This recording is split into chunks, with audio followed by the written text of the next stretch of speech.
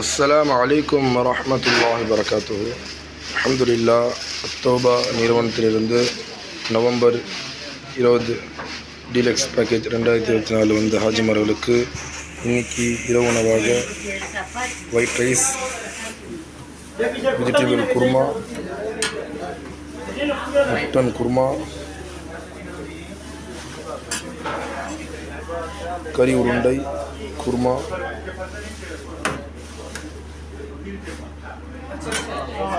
ரசம், பாயாசம்,